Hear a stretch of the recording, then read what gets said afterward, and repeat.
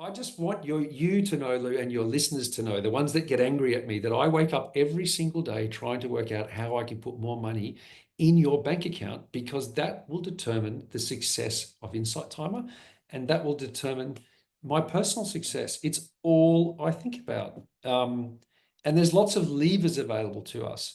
The problem is when you have a community of 20,000 teachers, every single one of them has an opinion, and some of them are very vocal, and some of them, quite frankly, sometimes can be unkind. It becomes hard to have a debate or a discussion like this.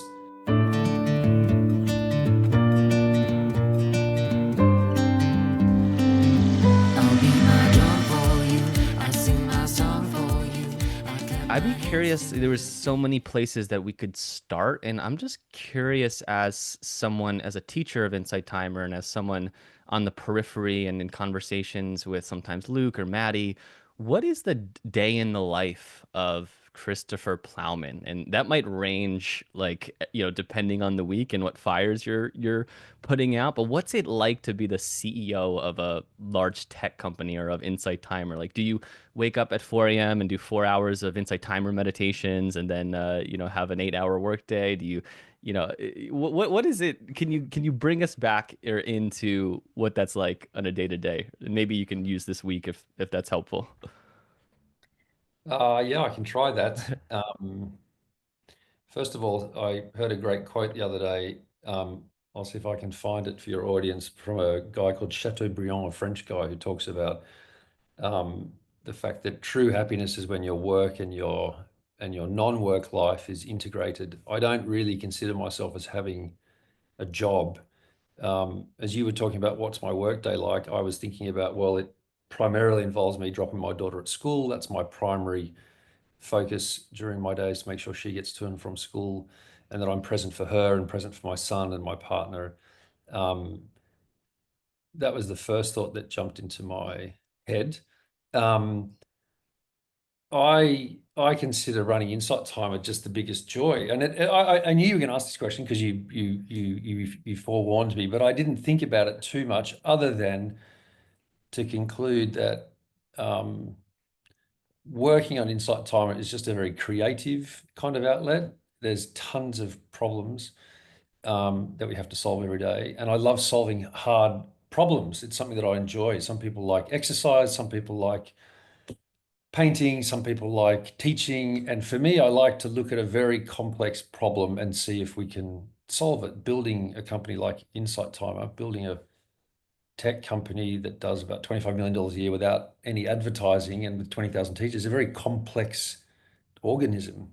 Um, so the second thing that comes to mind is that I have a team of people, my exec team, that I just wouldn't, Insight Time wouldn't exist without them. And often it's me. It's not often because I don't speak on podcasts often, but I'm kind of, if Insight Timer has a face, it's me. But there are 10 other people that work with me on a daily basis and that build Insight Timer. Insight Timer wouldn't exist without them. Um,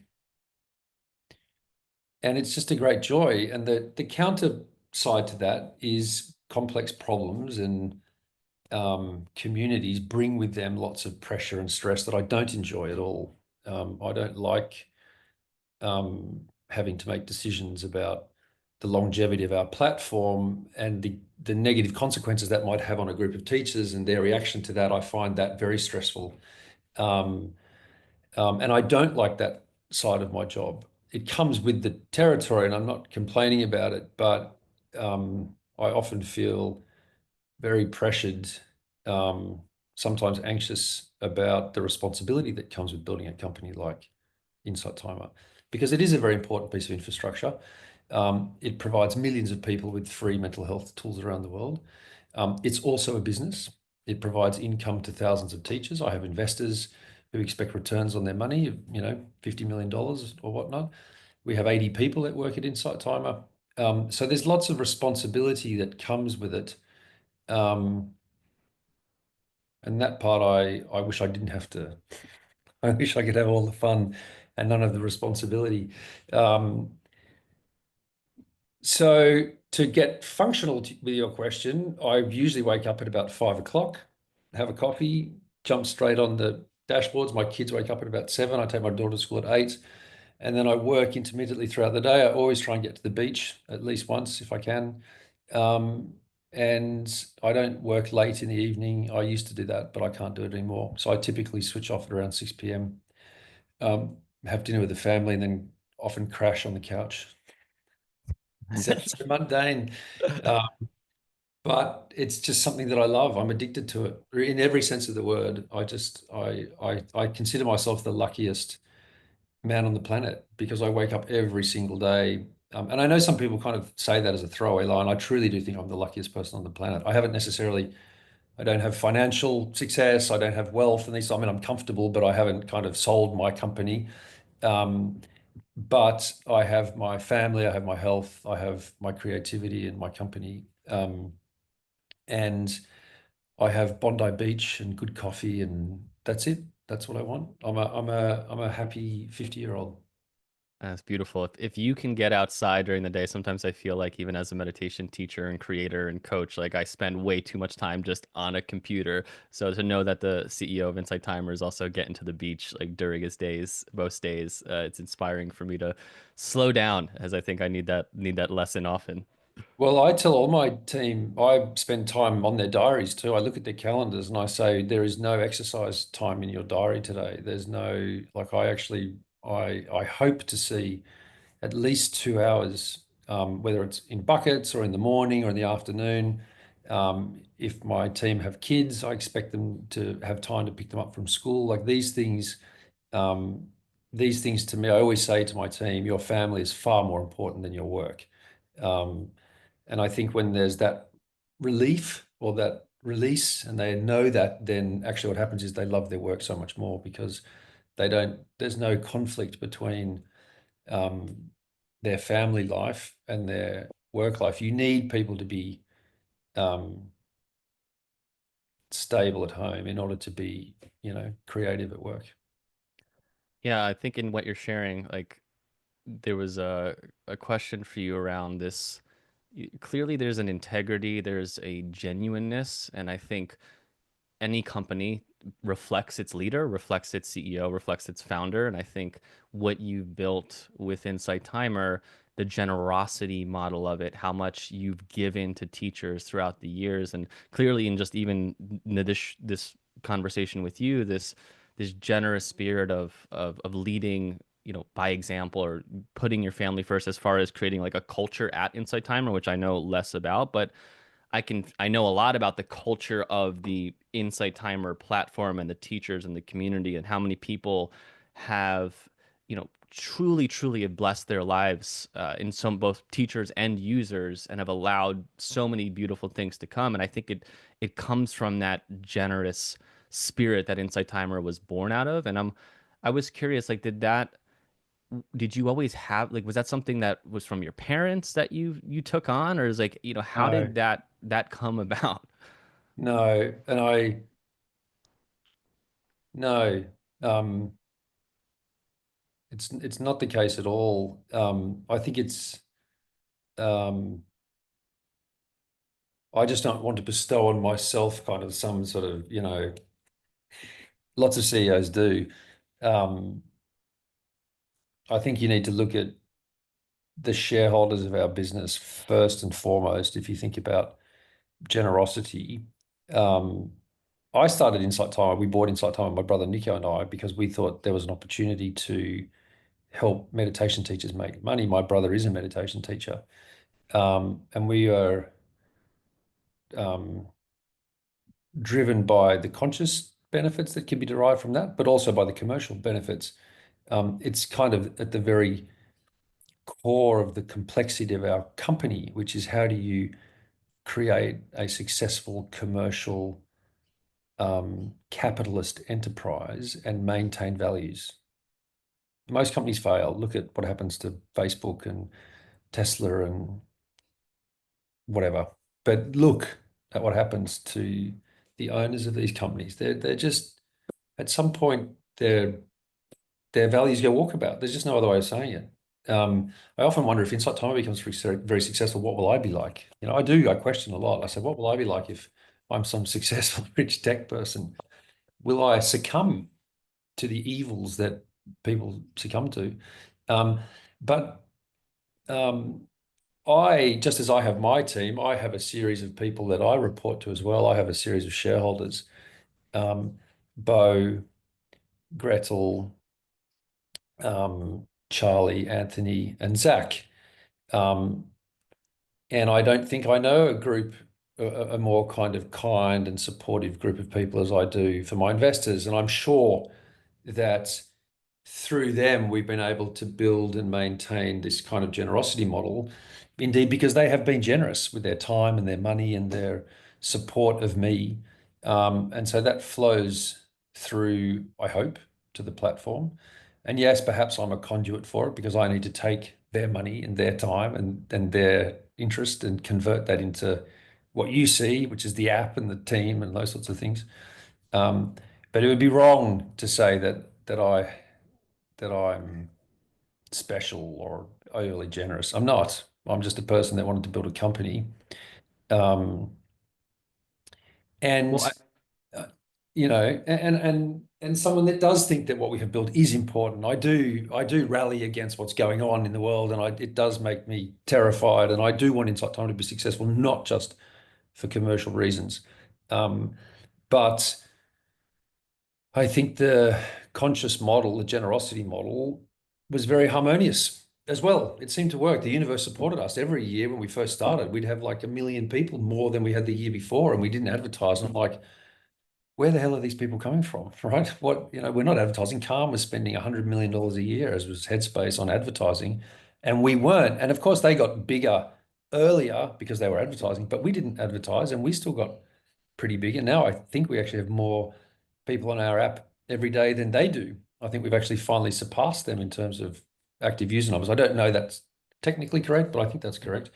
Um, so the generosity model was supported by the universe, and so it wasn't an easy model to hold to because things take a lot longer, but we were supported. Anyway, I think well, that's my answer. I think that's it. And I love the humility in it, but you could have, right? Okay, we tried this 50% to teachers model. You could have been like a year in and realizing, okay, you're still not making money or Insight Timer's still not profitable, and we need to shift things, earlier. We need to, do what other companies might have done and just let's pay just per play. Let's not really give 50%. We won't really tell them how much we're making as far as the percentage. So there was, I mean, when Insight Timer started actually paying out teachers, like, just even to do that 50% model was like super generous and to hold that over the years. um, which I will say, I listened to you, I was listening to some other podcasts you did, one you did in 2022 on, I think it was like an entrepreneur podcast, like success habits or something around with like success in the name. And Mhm. what struck me was you were mentioning, you mentioned this kind of offhanded that like you don't even consider Insight Timer to be successful.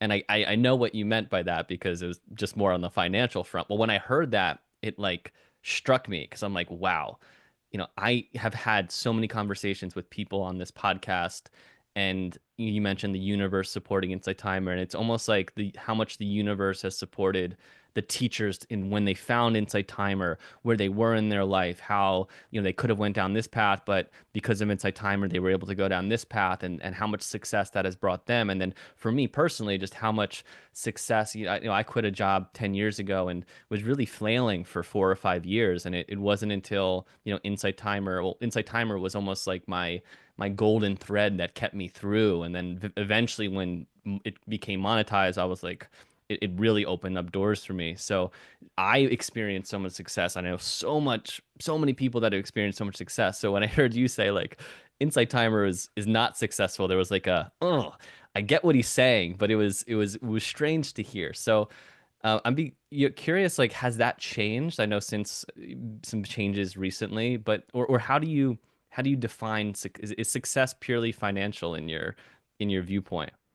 Well, I mean, I'm going to answer that from the perspective of me as a CEO and then me as an individual. Um, I hoped I would be much more financially successful than I am today at 50. However, I consider myself to be much more successful than I thought I would be. I think I've detached my measurement system from money. I know now that the things that make me truly happy is time on the beach, time with my kids, um, time with my girlfriend, um, time. Time is what matters to me. I'm 50 now. I don't know how many more years I've got left. Hopefully it's 30 or 40. Um, there's that great calendar. I don't know if you've seen it, the Memento Mori calendar, which says, remember you're going to die, and you map out your entire life in weeks in little squares on a calendar, and there's only 4,000 weeks. If you live to your 80, you've got 4,000 weeks. That's it. And if you go and put that on a wall and you cross out the weeks that you've lived, if you're my age, you're more than halfway. You don't have that many weeks left. And so as I get older, don't get me wrong, by the way. I'm not saying money's not important, and I don't, I would like to be financially successful, and I can afford things, and I get paid a great salary, and blah, blah, blah, blah, blah. I'm not saying that I'm poor for any stretch, but I'm not a classic successful tech entrepreneur that sold his company for 20, 50, $100 million, right? I live on my salary, and I'm happy with that. I'm actually happy, and I never thought as a 40-year-old that I would say that. I always thought that unless I sold Insight Timer, um, and put lots of money in the bank, that I wouldn't consider myself successful. I look at myself compared with lots of my friends now, many who have a lot more money than me, but they're going into work, they're working at banks, they hate their day jobs, they're lawyers and all these sorts of things, and they don't enjoy their time and they don't see their kids and those sorts of things as much as I do. And I would rather my life, where I'm in charge of my life and my time, than another life perhaps where I was working for someone else and I had more money. So I consider myself successful now, but not for financial reasons, but for other reasons. Um, Insight Timer, I guess you could now argue, is successful in that it no longer loses money, so it's sustainable. We made changes in June, July, because we were not going to make it. We were going to run out of money. We were declining, and the company was going to go broke. It wasn't going to be here early next year based on where we were at. We made a number of changes to the platform, and now I'm actually very happy and very surprised to say that the company has turned around entirely. We're now very, very established. We make a small amount of profit. We're growing again. And Insight Timer is um, going to be here for the next 10 years. And that's very exciting for me. If you're an investor in Insight Timer, you haven't got your money back yet, though. So if you take an investment perspective on this, they typically like to get 10 times their money back. We've raised, I think, roughly $40 million. Insight Timer is not worth $400 million, right? So depends who you ask. I think my investors are very excited about Insight Timer because it is a profitable, growing platform in the mental health space. And we are making teachers real money, way more than most other platforms. And they see lots of potential for us to grow that income for teachers over the next few years. And we're doing lots of other exciting things now in retreats, and we've got projects in the works for other things for teachers that are coming soon. So yeah, I guess it depends who you ask. Whose viewpoint it is. Mm. So in the last 10 years in this journey, like as you look back, is do you wish you had made this move sooner to what happened in June? Like, or just as a whole, is there anything that you would do differently? And I know like we have to learn the mistakes and it's all probably perfect, but if you were to wave a magic wand, I'd be curious, like what in the last 10 years would you do differently if you could? So I knew you were going to ask that question, and I've been trying to think. I've spent a lot of time actually thinking about that particular question, just for my own personal curiosity, not even for your podcast. Um, the answer I got to, I'm not sure it's going to be very interesting for your listeners, is um, I mean, there are things that I wish I'd known back then that I didn't know at the time. I'm not sure you could say, would have I done things differently? Because at the time, every time I make a decision, I make it in the best interest of the company with whatever information I have available to me. And then as you learn from those mistakes, you end up in hindsight knowing that some of your decisions were the wrong decisions. Um, I'm very happy where we've ended up at the moment. I'm not happy with the fact that some teachers are upset because they're getting paid less income. It's a function of our growing pains and a whole bunch of things, which I'm sure we'll talk about. And I don't like the pressure that brings on me personally. But I I couldn't really identify specific decisions that we got seriously wrong. We got hundreds, thousands of decisions wrong. I mean, literally hundreds of them.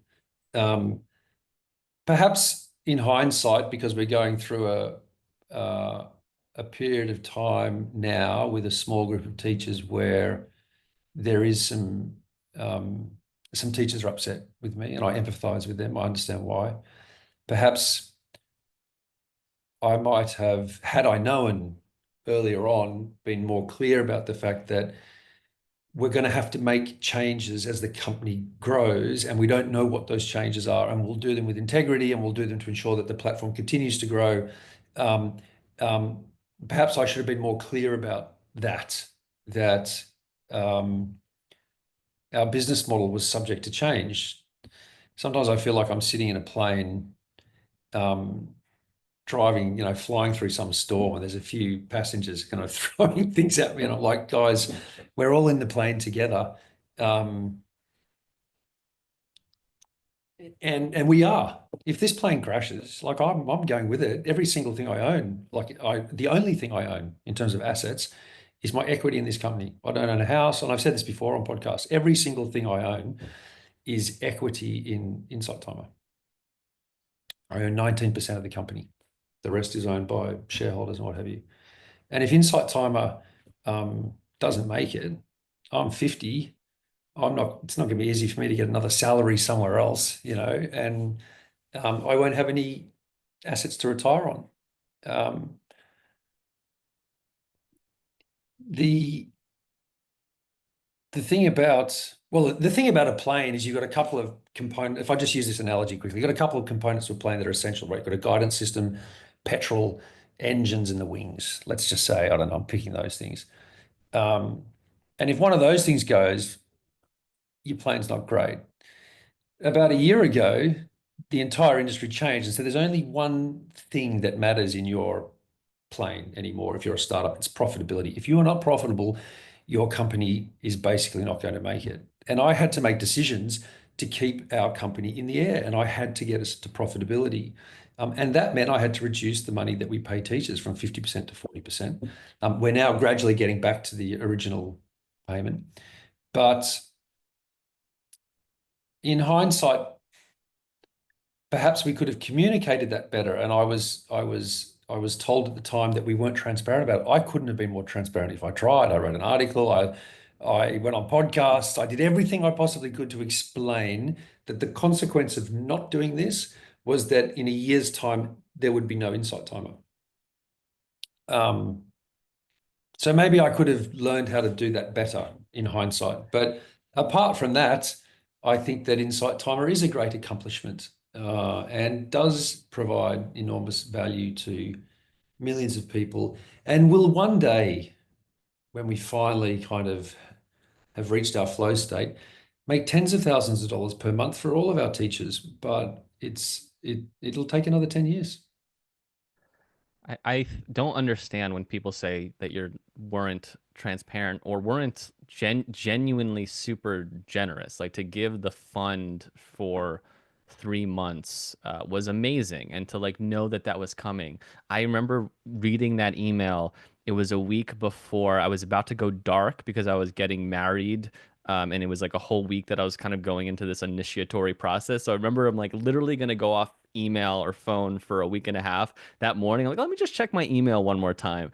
It's like June 26th and like email from Insight Timer, and just like, oh my gosh, this is gonna change a lot. And I had to kind of felt like, okay, all right, we have to roll with it. But I kind of had to like compartmentalize that and go, do my thing. So I didn't come out of that until like 3 weeks later, trying to process what does this actually mean? How does this look?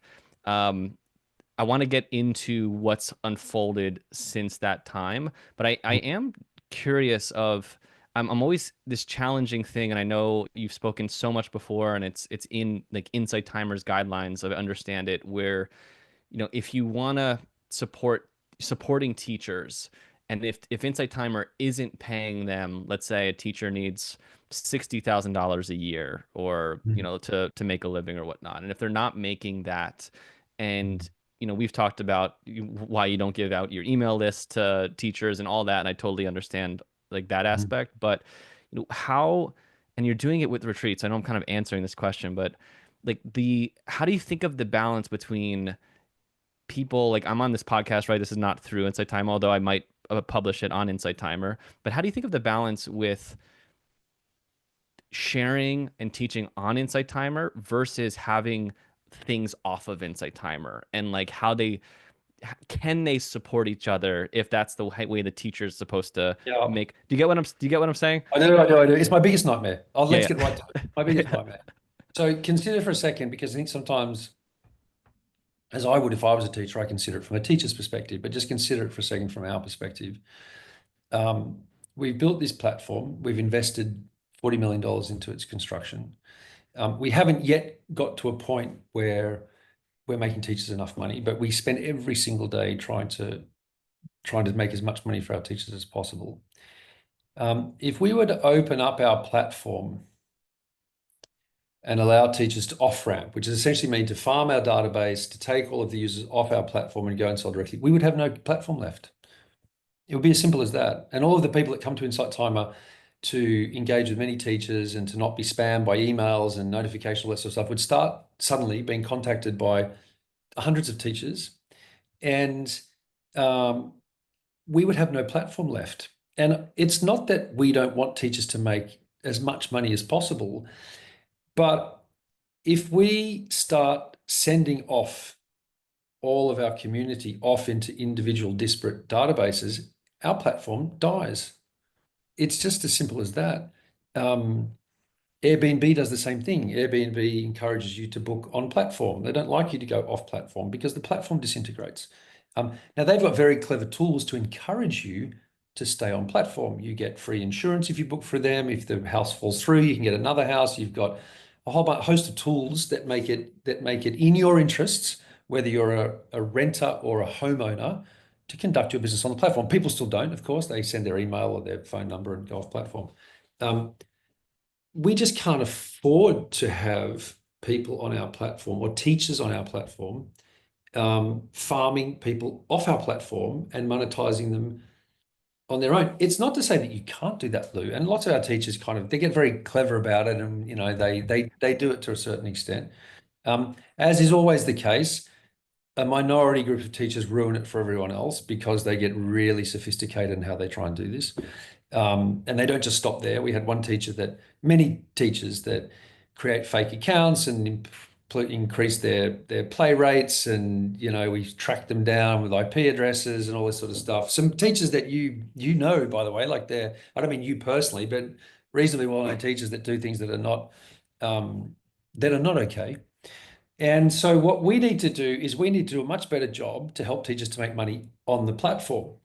And it is something that's an agreement. We have that agreement with teachers when they sign up to our platform, which is, listen, you can use our platform for free. You can access millions of users. You can upload guided meditation, upload courses. But the one thing that we ask, if you would like to use our platform, is that you don't off-ramp. And everyone agrees that they won't do it. And that's one of the conditions of using Insight Timer. Now, there are other platforms where they don't require you to do that, and you can go use those platforms too. They don't have the community and the reach that we have, but it's an agreement that we have with our teachers, and I understand the frustration. I do, but it's one of those things that until we found better ways for teachers to monetize on our platform, if we break that rule, our company disappears within 6 months.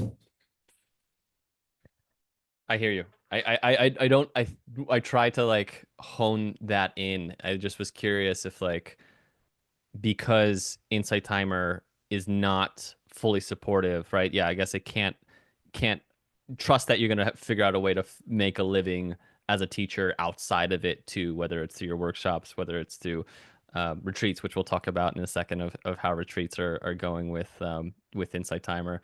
But yeah, it just was, and I know that's a constant battle for. I've heard you talk about this before of that challenge, and I totally agree with you.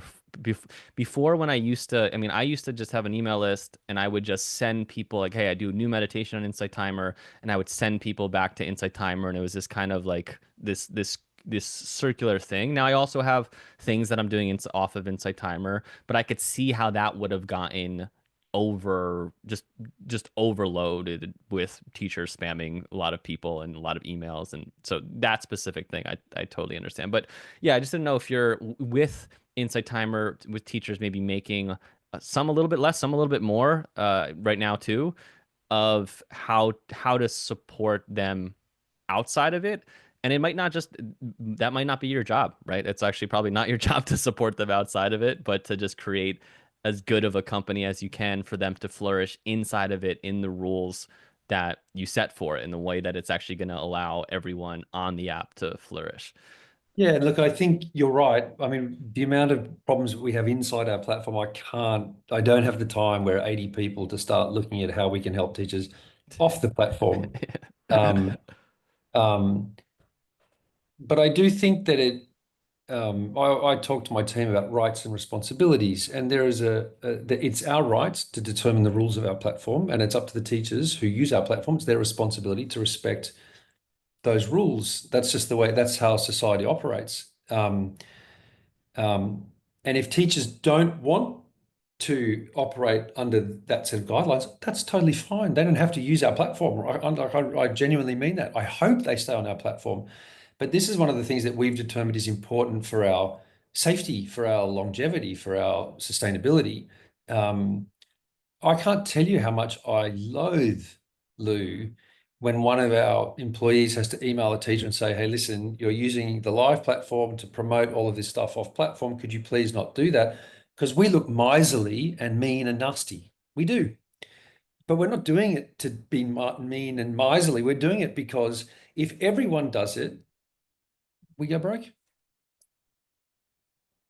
So let's go back to when we met last, which was you had a call for teachers in October, Mhm. and I left that call feeling super excited and Mhm. inspired and really good about where Insight Timer was going, even though personally my revenue was down 30%. Mhm. Personally, and I know this is just my own revenue. I can only know mine, and I have some sense of some other people that I know, but my revenue has continued to go a little bit down since that time period, Mhm. probably to like 30 to 35 to 50% as of January's pay. I'm just Mhm. curious how you're feeling since that October call and anything that might be helpful to update. And Insight Timer just sent a great email yesterday with some of that update too, so that kind of spoke to that to Luke's email. Mhm. But yeah, anything that would be helpful, anything that you Yeah. can speak from that call. I know some of it was uh, private and not being able to share. So I don't know if there's anything else that you could No, speak. that's all right. I appreciate you respecting the confidentiality of that call, Lou. And for your listeners, just so you know, I shared some sensitive financial information during that call. I can share some of that information now. Um, it's always difficult when I talk about this particular topic because at a macro level, I'm very excited about Insight Timer and our growth and our revenue and the health of our platform. And yet, even so, there is a small group of teachers who've seen their income reduce significantly, up to, in some cases, 50%. And I wish that wasn't the case. I know why it's the case. Um, and so what happens is sometimes the narrative, which is a select group of teachers are getting paid less, gets unfortunately either intentionally or unintentionally misconstrued as there's a problem with our platform. I'm not suggesting you doing that, Lou, but there are some teachers that are um, quite publicly kind of being upset, and I understand why they're upset. I'd probably be upset too, but it doesn't mean that we didn't make the right call at the time. With 2020 hindsight, I would go back and I would make the same decision. It was the right decision for all of our teachers, even though some of them continue to see a decline in their revenue. So what I'd like to do is just quickly talk about Luke's email yesterday, I think that he sent out to teachers, and then talk about the fact that some teachers such as yourself are seeing a decline in revenue. We made two decisions back in July. You will recall this, but just for your audience. The first one was we made a decision that we had to become profitable, because if we weren't going to become profitable, we weren't going to be around in a year. And so we changed the commission structure for teachers from 50% to 40%. And that contributed about another $150,000 into our bottom line, which meant we became profitable. This was an essential decision because it suddenly meant that we weren't declining and that we weren't going to go broke and run out of money. The second thing we did, so that decision was made to ensure that we were profitable and growing, which meant that we could raise funding and our teachers, our investors would be enthusiastic and so on. So that was that decision. The thing is, we made another decision at the same time for a very different reason. And that was, not only did we have to become profitable, but we had to start growing again. And in order to start growing again, we realized that our current algorithms weren't the right ones. We needed people to come back to our platform more frequently. And so we introduced return rates. Now, probably in the history of PR and marketing, we'll get 0 points for the way we've communicated this, because it's caused a lot of confusion, a lot of displeasure amongst some of our teachers. But it too was a very good decision, because what we've seen now, as you will have seen from the email that you got yesterday from Luke, is all of our metrics are now continuing to grow again. Insight Timer is a growing platform again. And in fact, in January of this year, last month, we had the highest number of play counts that we've ever had. We had the highest number of daily active users that we've ever had. And we had the highest number of subscribers that we've ever had. We hit the hat trick, all three, tick, tick, tick.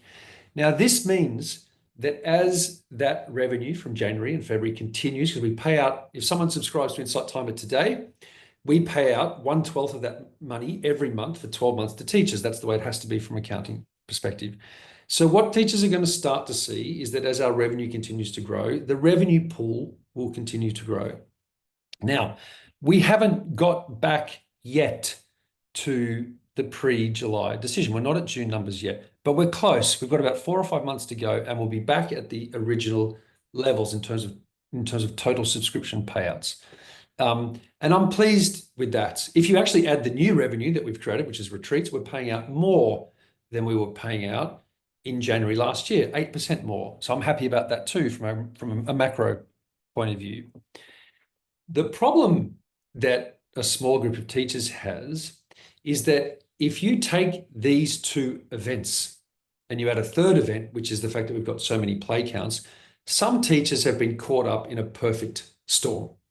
So not only are they subject to the fact that we are now paying slightly less revenue out to teachers, but there's a group of teachers that have been with us for quite some time who were receiving what I would say now in hindsight is probably more income than they should have been receiving, because they were getting paid based on popularity and not based on meritocracy, which is they're bringing people back to the platform. That's the second thing.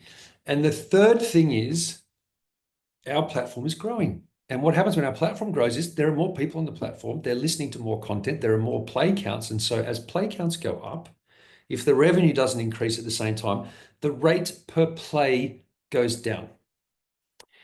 So I had an email from a teacher the other day who said, I started out with a 25% reduction. I'm now at 50%. And I looked at this teacher's account. First of all, this teacher also hasn't uploaded any content in the last 6 months. And we know that if you don't engage with our audience anymore, on any social network, if you stop engaging with your audience, you can forget it. You're not like the days of Insight Timer or the teacher could upload some contents in January, and then in 2 years' time, they're still learning. Those days are over, right? We're not going to build a successful platform if people think they can just sit back and upload some content and passively earn income, because we have lots of amazing teachers right now who really engage frequently, and the more content you upload, the more money you earn. But a smaller group of teachers, and when I say small, it might be 200 or 300 teachers because we have 20,000 teachers, but a smaller group of teachers um, are receiving less like everyone else. Their return rates are not as good compared to their peers as their popularity rates were, so they've been reducing even further. And not only that, but the pay per play rate has reduced because there are more content being played. And if you're a teacher that falls into those three buckets and you're not engaging with your audience, your income is going to drop. Now, I hope, I was going to say, I hope that's clear. It's probably clear as mud, but these are the three things that mean some teachers' income is dropping. I didn't know that yours had dropped, Lou, that far. I'm referring to another teacher in terms of that example, but we have other teachers too. You'll notice in the email, um, one of our teachers who's been for 8 years is now earning a lot more than they were earning in June. And in fact, that particular teacher, I won't say his name on your podcast, he was our highest earning teacher for the month of January. He toppled the greats because he has content that has a brilliant return rates. He engages frequently. It's a beautiful course. I don't know if you know the course I'm talking about. Um, Yes. and Charles is his name, and his course is Yes. fantastic. Um, he earned more in January than any other teacher, and that was not the case at all pre-decision. So there are examples of teachers that are earning more. Um, the truth is, Lou, I don't know what to do about that group of teachers that have fallen between all three cracks, because it must seem like it must seem terrible, but it's a function of our platform growing and of us building a meritocracy within our platform.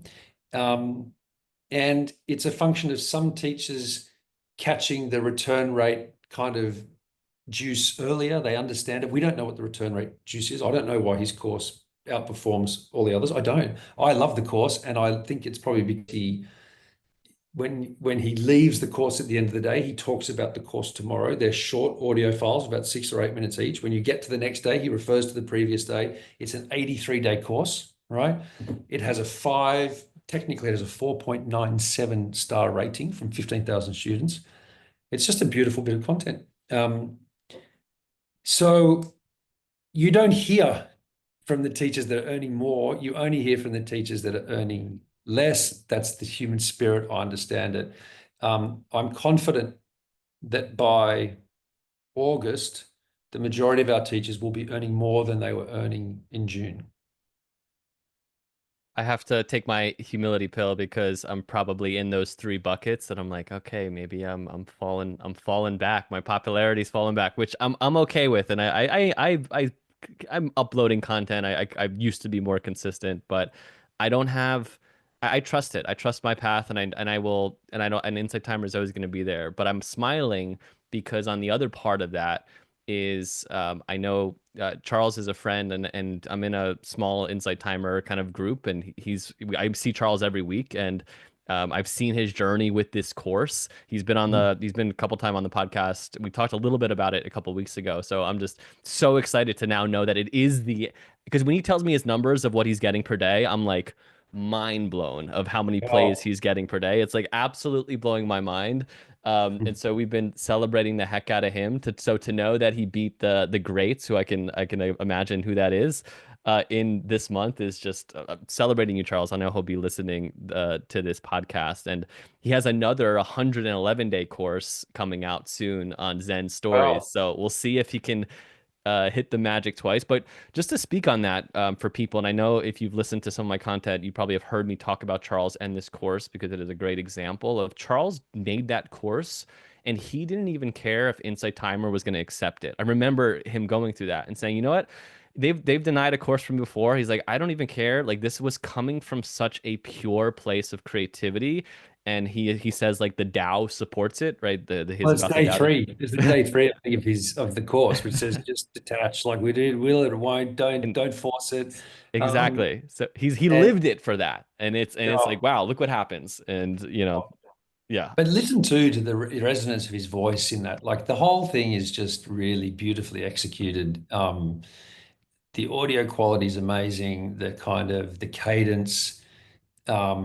the gentleness, the softness, the authenticity of it. It's just got something really special about it. And it's snackable, it's not Yes. 30 minutes per day. It's a beautiful course.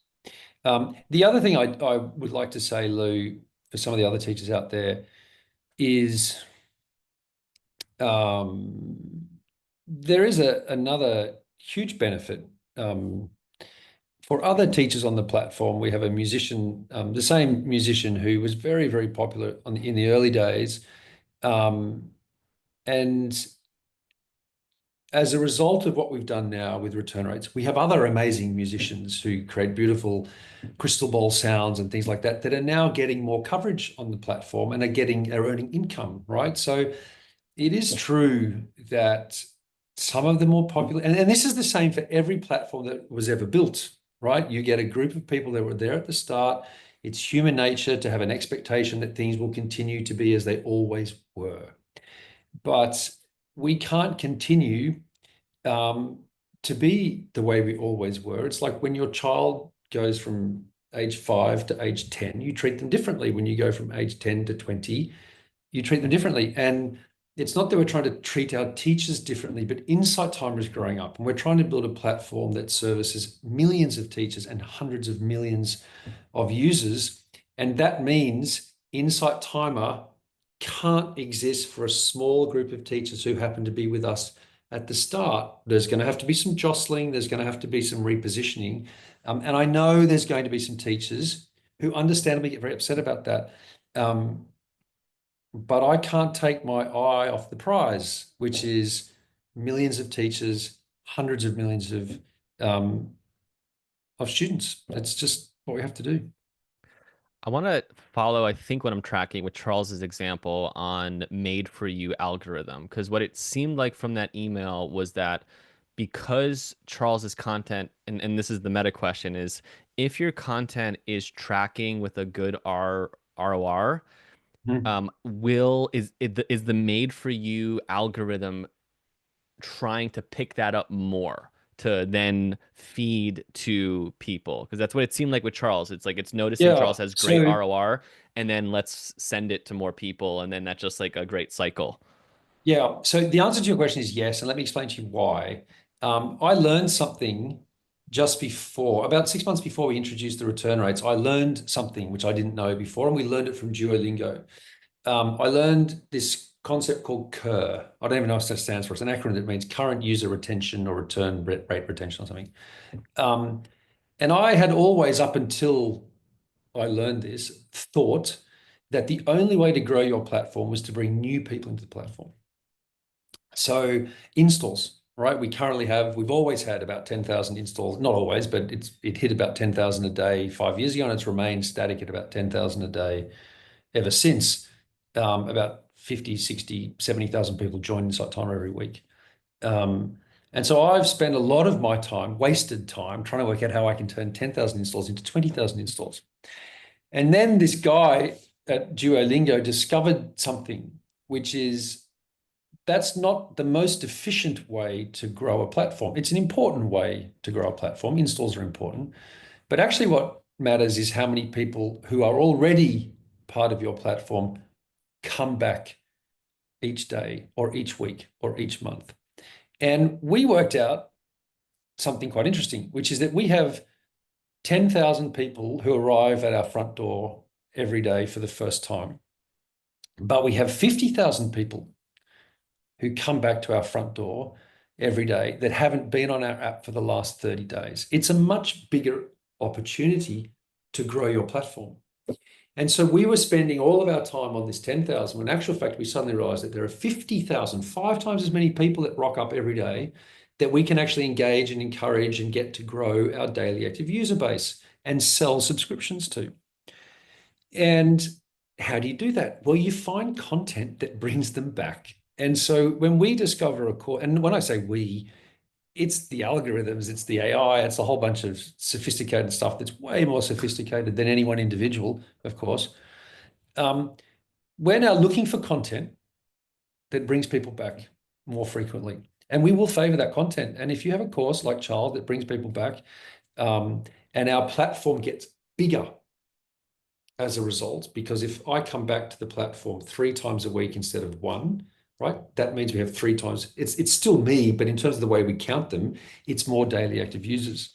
And what we know is there's a direct correlation between the frequency that I or you return to the app and your propensity to tell people about our app. Word of mouth referrals go up when your reactivated users start to use the platform more often because they like the platform more. And so they start to talk more. And what does this do?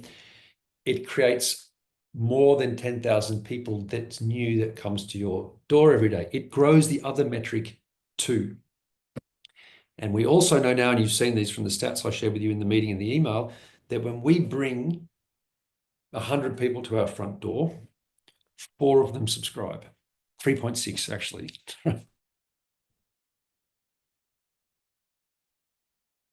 360 subscribers, and that money goes to teachers, and that's how it works. So yes, we are looking at every single thing we possibly can to find out which content is causing people to come back, and we're going to give that more coverage because that's going to be how we grow the business so we can pay teachers more money. Is that a aggregate? Like if it's an 83-day course and like you'll take because maybe one day has a 80% return rate, but the other way has a 90% return rate. Like do you know like the specifics? Is it the first 10 day, if it's a 10-day course, is it like an aggregate thing or like the first couple days, or is it hard to No, I maybe, don't. I'm way out of my depth now. My head of yeah, data would have to answer. However, that, I'm going to take a punt, and he'll tell me later I was wrong. Um, I don't think we look at the individual days. What happens is we look at people that return frequently, and then we look at what content they looked at. So it's the other way around. So if I come back often, we'll say, what are they listening to? It doesn't matter if I'm on day 6 or day 9 or day 10. It just knows that the Dajing course is something that I was listening to, but it's different, if that makes sense. We don't, again, I'm not sure if I'm right about this, but I think that's the case. yeah. Um, we look at the content footprint of our high repeat users, and we determine what content they're listening to, and that's how we determine if something has a higher repeat rate, a return rate. I can hear the phone ringing already. He's telling me I'm not right. Well, I love it's analogous, I think, to some business advice of like it's easier to have sell a product to a former customer than to try to bring on a new customer. It's kind of not exactly what you're saying, but in some sense, some essence to like a business philosophy in that. Um, So yes and no. I think if someone's determined that they didn't like the product initially, they might be harder. First impressions count. But the point that I was trying to make is not whether or not it's easier for a resurrected user as opposed to a new install user. There's just lots more of them. So we've got 5 times as many opportunities every day to reactivate a user and get them to become an engaged user, and sell a subscription to them than we do with our installs. Got it. So we're rapidly losing time. I don't know how much I want to respect your time, and I've got time. there's If you want to, I've got time. I've got this fly running around my room and it's driving me crazy. yeah, no, there's just I know many teachers gonna be like, Lou, ask these questions. I know No, no, they're fire probably away, on Lou. their thing. I've got time for you. I'm not far away. Amazing, amazing. Okay, so let's go to I think ROR is making much more sense, I think, than it has ever in just hearing what's happening with Charles's course and just what you're sharing today. Let's go to some of the other updates, which something else which is challenging for someone, like me who hates logistics and like I have my wife does retreats and I see the pain of that and I'm like, I don't want to run a retreat. And so Hmm. to have Insight Timers start retreats personally, it was like, okay, we'll see how this goes, but it's not for me to engage with right now. How is, I know David Gandelman shared a little thing, and I know David, and David has been doing retreats for years, and so and he's a bigger teacher on the app, so I can see him giving a little juice to retreats, doing it on the app. But I'm curious overall, David, I would say, is more of like an OG, bigger teacher. Like, what are you noticing with maybe not like a David Gandelman on the app, but other teachers doing retreats? Just, I guess, just an update on how retreats are going so far. Uh, Look, David did do well with his retreat. I love David. He's a great guy. He's very professional, runs a quality product. We've had teachers with very few followers that have sold at their retreats too. We've had some teachers that have uploaded a retreat and haven't sold a single retreat. Like it's day one for retreats. Think about what Insight Time was like the day I bought it, and that's kind of where retreats are at today.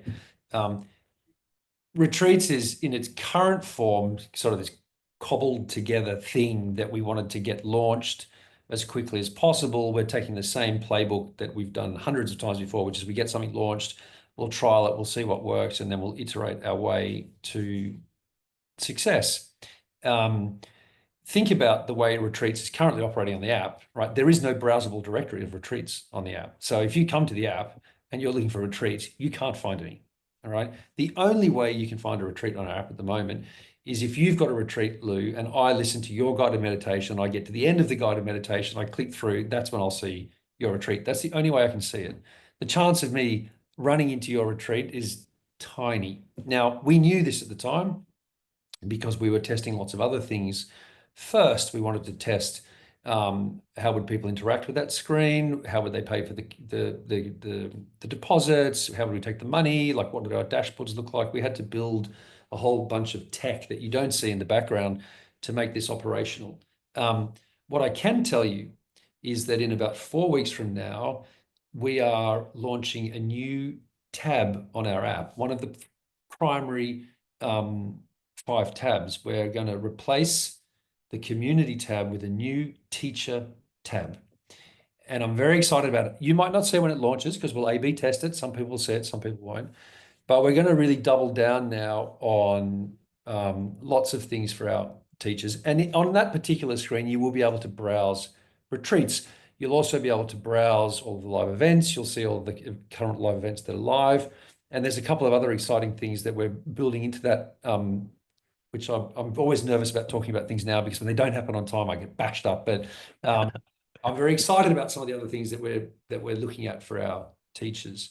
I spend all day, every day, Lou, trying to think about ways that I can introduce transactional revenue to teachers. And by that, I mean revenue that's not part of the subscription product because that has its limitations. The more people that join, the less income teacher, like there's a kind of a fixed amount of income. I want to turn some of our passive teachers into active sellers. And the way we do that is we allow teachers to sell stuff direct, right? It's complicated. Marketplaces, transactions, Apple fees, quality, reviews, returns, you name it, it's a cluster of problems. Um, um, but in order for us to help teachers make more money on platform, we have to start somewhere, right? And retreats is a huge category for thousands of teachers. Maybe not you and maybe not others. I got an email, I think I said it on Tom's podcast last time. I got an email from someone saying, why are you doing retreats? No one wants retreats. And I had 3,200 teachers that registered interest in retreats, right? So that person's not interested in them, but other people are. The reason why I picked retreats first, by the way, is because think about how much money we make per subscription, right? So a $60 subscription arrives.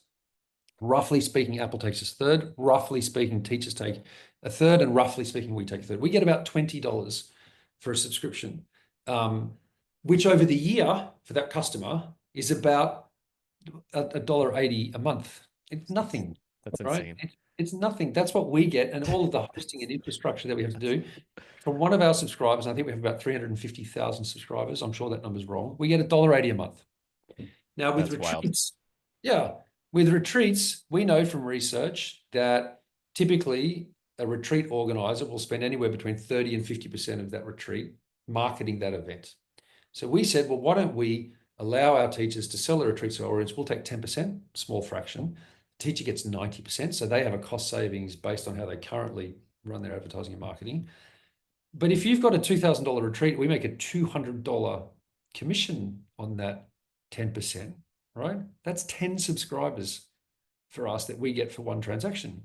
And so my investors looked at that and they said, Christopher, this is an interesting potential category of revenue. There could be a couple $100 million in revenue here for teachers, and a 10% maybe $20 million for Insight Timer and commissionable revenue, this is an important thing. And not only is it an important revenue category, but it's an extension of a lot of meditation teachers' businesses. You're becoming more valuable to teachers that run retreats. So I can tell you that I think we did $100,000 in retreat sales in January. Again, I don't know the exact numbers, but it's tiny. We made 10 grand, right? It's not a lot. But we paid out $90,000 to retreat organizers, right? It's not a lot either. But in 12 months from now, I don't know, will that be $1 million a month in retreats? We might make $100,000, but that's another $900,000 in retreat sales that will make for teachers.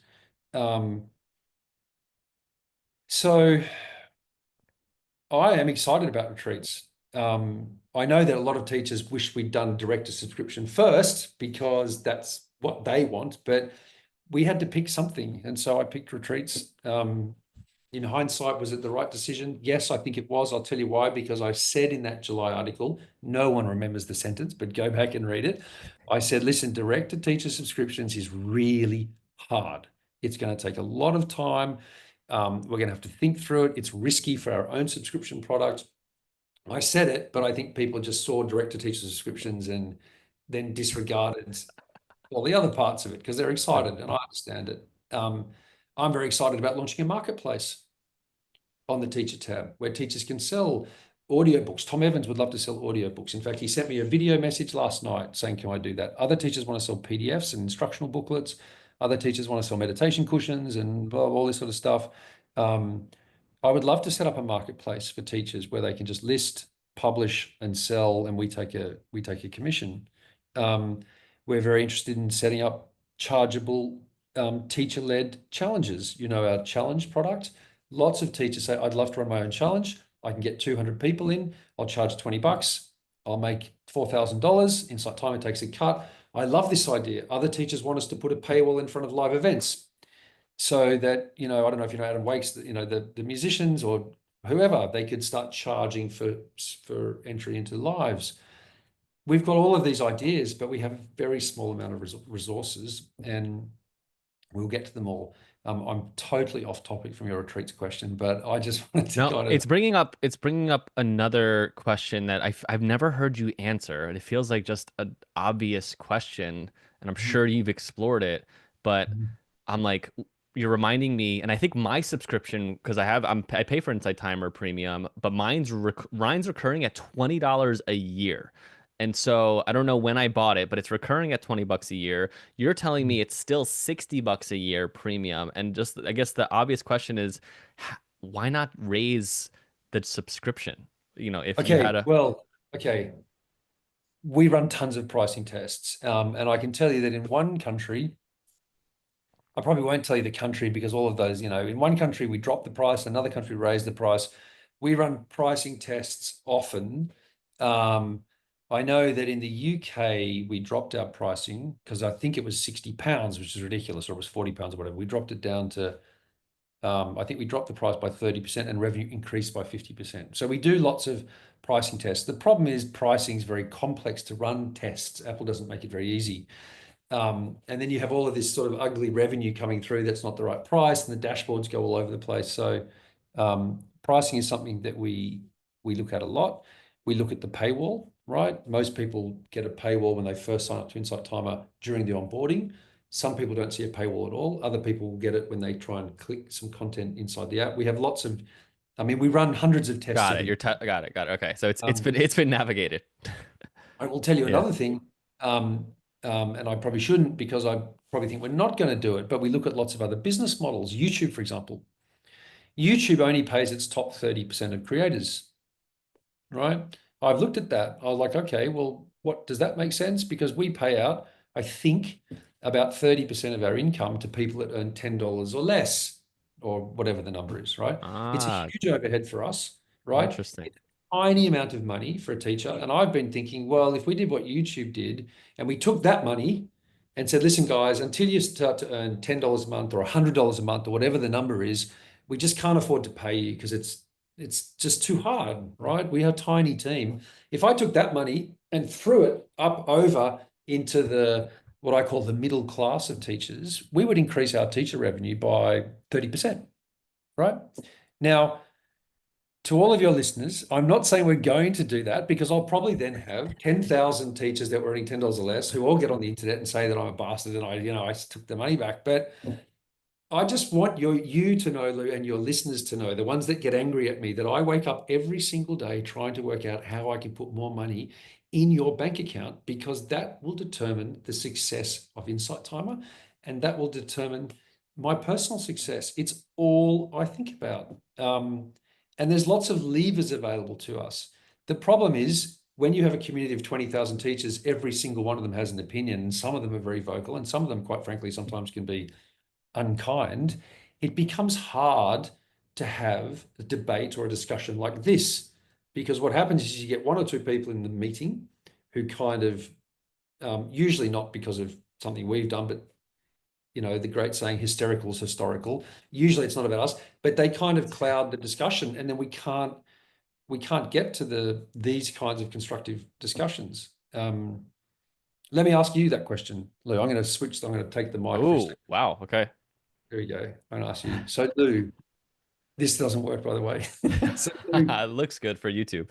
if you were the Insight Timer CEO, you're conflicted because you're in the small group of teachers that would benefit from this.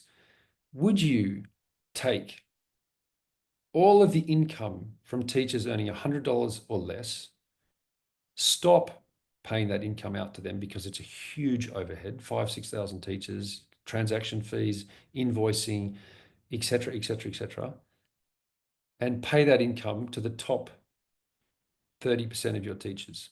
What would you do? And run the risk of having 8,000 teachers that get on the internet and call Christopher Plowman a so-and-so. What would you do? If I was Christopher Plowman and having to navigate this, I know teachers and I support teachers that are making probably under $100. So I want to know that they're probably listening too. And so I want to hold a genuine curiosity of, okay, for is it, I would have a question, like, would it incentivize teachers to give more to Insight Timer to reach that mark? So it's almost like, okay, I have a goal. I need to get to where I'm making enough content, making enough energy to have $100 in revenue or a specific follower amount. I know YouTube, it's like you need to have 1,000 subscribers and this watch time. I don't know what the metric would be, but it would be curious of would it inspire people to get to that marker. Now, that's one perspective that I would consider. And then the other perspective is I'm a big believer in if you can make one, you can make a million of like the small wins appreciate. And so even honoring people, that are making $10, them appreciating it and growing 10 into 100 into 1,000, and hopefully, on and on and on. So there's two parts of me here. The selfish part of me would be like, oh yeah, like that'd be great. I'm already, past that number, and I'm seeing income come down, and I would, that would be a nice boost to know something's coming up. Yeah, I guess I would question that first piece of would it compel, because right now I'm actually, with Insight Timer, if I'm being transparent with you, I've been putting some more energy into like doing, videos on YouTube and trying to create, all the alternate avenues, so to speak. And I'm, I that mark of hitting that mark of where I'm going to be monetized is compelling. Like, okay, I'm moving there. It gives me a goal to work towards. So I don't know. That's something I would question. But is it at the foundation of Insight Timer's generosity model? Maybe not. And I would lean towards, well, what's the foundation? What got Insight Timer here? And not that what got us here is never always might not get us there. So I'm aware of like that aspect, and you've made those changes already. So I'm not answering your question, Christopher, but Oh, no, I I'm was going to point out that that's the case. You're not yeah. making a connection, Lou. See, this is the problem. I don't have that luxury. All Yeah, yeah. right. And you've just raised very, very concisely, actually. I was being facetious when I said politician. You've raised all of the levers and the pressure points that I have to consider. But at some point, I have to make that decision. And no matter which decision I make is going to upset an alternate group. And I talked to you earlier on. I didn't use the right language, but I kind of explained that there's a part of my job that I don't like, and it's this one, right? Which is hard decisions have consequences that kind of cause, you know, well, you understand. Yes. Yes. So, so I'm actually going to push you one step harder, Lou. If you had to make a call, and because I'm gonna, this is my life, right? If you had to make a call, what would you do? Would you do it or wouldn't you? Wow, really putting on the spot here. Um, And you can say I don't want to answer the question, and then no, that will be okay too. But my intuition is saying no, I wouldn't do it. I don't okay, know why, but I'm saying I think it's incredibly. I'm just trying to put myself also back to I don't. It's that like $100 is a lot, not a lot, and a lot at the same time. But I'm trying to put myself back to me in 2016 and like just receiving the energy. Oh, someone pay me $20 for something. Like just that is enlivening and motivating. And so I'm trying to put myself, what would my 2016 self would have said? And my intuition is going no. And I'm gonna not again again give you the alternate answer too. And there's a part of me that's like that'd be interesting. I'd be curious. I'd be curious to put this out to people that are actually making that money. If they knew that it would exponentially raise if they were to hit this bar, because that also gives the question of there's this came up of like, will Insight Timer ever um, not allow a teacher to be a teacher in some ways? Like, would there ever be any boundaries to signing up to be a teacher?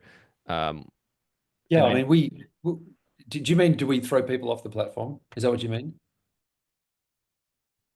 no, like where like maybe you have to have some sort of certification or some training, like Oh, or, right. you know what I mean, like more like schooling around that. And don't have to go into that, but that often gets a lot of people. Maybe they'll do a couple meditations and they're not there, but they're still making a time. You know, it's fractional, so it might not even be worth exploring.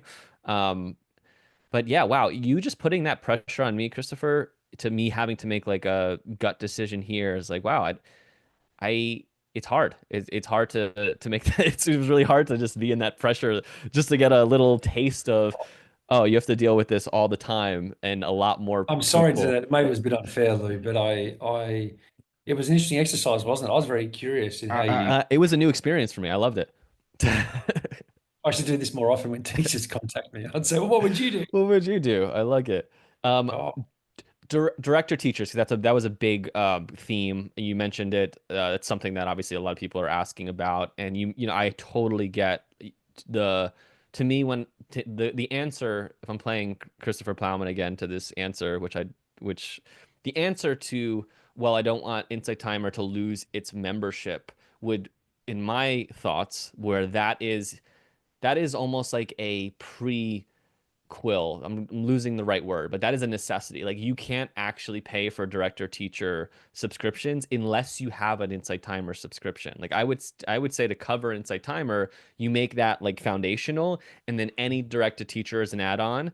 And if they were to try to cancel their subscription to Insight Timer and say, "Hey, I just want to support this teacher," you'd be like, "Well, we that's just part of our model, is that we have to, we have to have it." so I can hear the teachers now, though, right? Can you hear them? So I agree with you that the It just director makes sense. I think it makes sense. Like that, I would be curious to like. I don't know why well, what their argument would be. it does. Well, I'll play it out because we've already talked about it, right? So I'm a subscriber to you. And I pay my Insight Time subscription, and I come to you and I say, Lou, I actually don't want and I'm your student, right? And I'm paying you $20 a month. I'm paying Insight Time 60, and I come to you and I say, Lou, do you know what Christopher Plowman told me? He told me that if I want to keep being your student on Insight Timer and pay you every month, I have to pay. I don't want to pay Insight Timer. I just want to pay you. Do you think that's fair that he's stopping me from being your subscriber?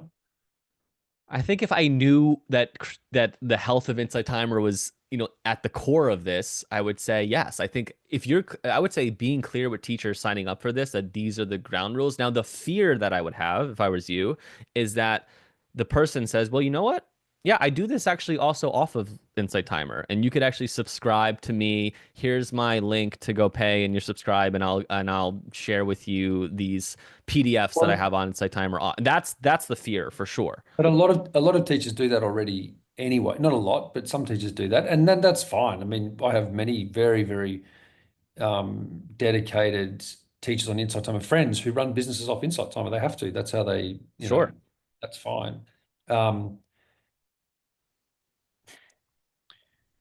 there are other problems too with the director's subscription model, right? First of all, Apple takes 30%. We need a cut, right? So the teacher sits there and thinks, shit, I'm getting $30 a month, but I'm giving Apple 9, and then Insight Timer's getting whatever, 5. It's 14. I'm only getting $16 of the 14. That's not fair, right? Like, why am I paying them $16, right? Because Apple doesn't care about aggregators like us. Apple's an aggregator. So I talked about this previously. It's very difficult. And when Apple's taking such a big chunk of money for a marketplace like ours to operate, they take too much. Um, we saw this with donations. We saw a huge decrease in donations when Apple started clawing that 30% back. We take no money from donations. We don't make a single cent. You can come to Insight Timer, be a teacher, run your lives, take donations, and we will not make 1 cent from you. Apple takes 30% and the teacher takes 70%. The direct to teacher thing, we spend a lot of time talking about it. I think AI has evolved quite a lot since, sounds funny to say, doesn't it? Since July, like yesterday. Um, and so once this new teacher tab, assuming it passes the A/B test, because we might find that we launch this teacher tab and it performs very poorly, in which case we'll have to try something different.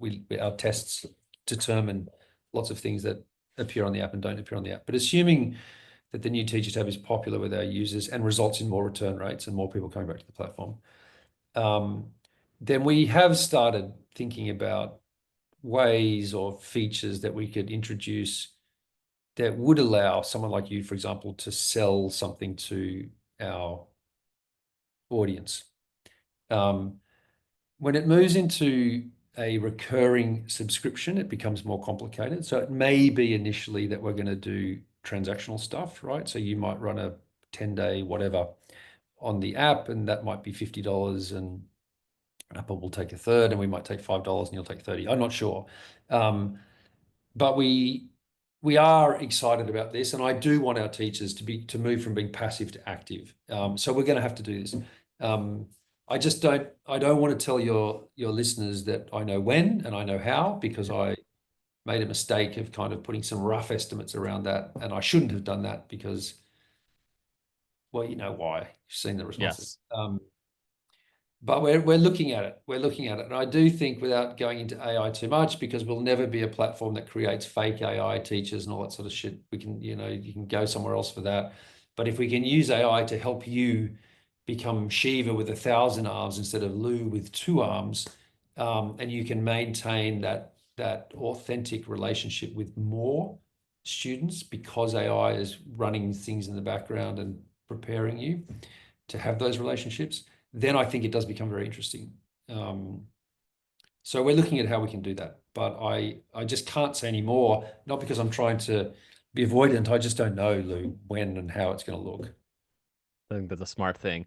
And I want to encourage people on that question before, if you're listening to this, whether if you're listening to this on Spotify, you can comment. If you're listening to this on YouTube, you should be able to comment. But I'm curious, what would your answer be to your question before of cutting, making the YouTube model? I'd love to hear people's thoughts in whatever the comment section shows up, because that'd be fun to hear. Christopher, I got a lot of questions around live. Obviously, people having interest in like the direct, pay for live, and just also the quality of lives. Like, there's a lot of questions around just different shifts happening technically, which you might not be as tapped into.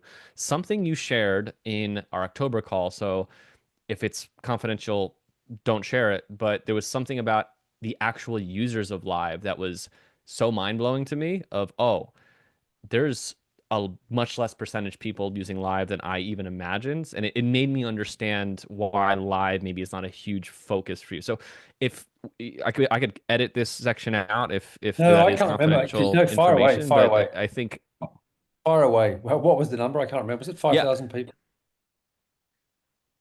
it was something, yeah, something insanely low compared to how many users are on Insight Timer, where I was like, whoa, that's so much less people using live than I even imagined. It is a good way to reach new people, but it might seem like if I'm making a brash judgment about it, um, a lot of people who appreciate just having the free opportunity to be in classes and they'll show up on a lot like lives all the time to because they're have the space in their I don't there's just like a not there's less donations happening on live obviously from when live started, but yeah, I just think hearing the numbers of how many people are actually doing lives was shocking to me, and so it might just make sense for people who are wondering why there's not more attention towards lives.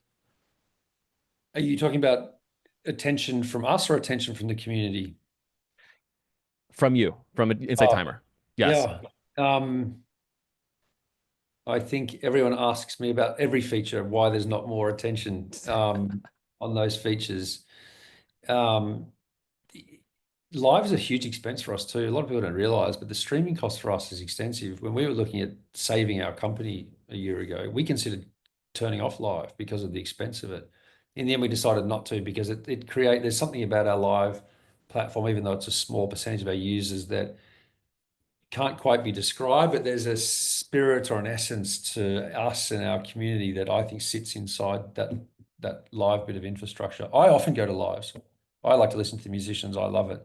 Um, I can't remember what number I said at the time. I can recall, Lou, that I think my CTO Cyrus told me that I got that number wrong. It was like I think that's not people that comment in lives. It might be that the people who participate in lives is about 10% of our total user base, which is still a reasonable number. It's about Okay, 50. that's more reasonable than yeah maybe comments. But I'm not sure that I'm telling you the truth here. In my heart, I am, but I'll need to go and clarify that.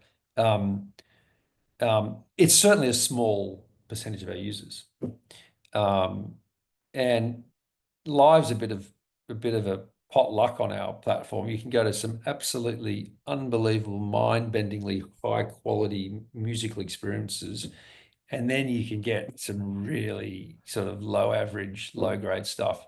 Um, when you asked me the question, would there ever be a time that we would not allow someone to be on Inside Timer? I was not thinking yes, but I was thinking there might be some sections of the app where we would say, okay, we're gonna fence this off, and in order to do lives, you'll need to reach a certain level of quality and a certain studio quality and these sorts of things. Um, I can't give up on live, but for a few reasons. One, because it it was so hard to build. Never a good reason to keep something, but that's true.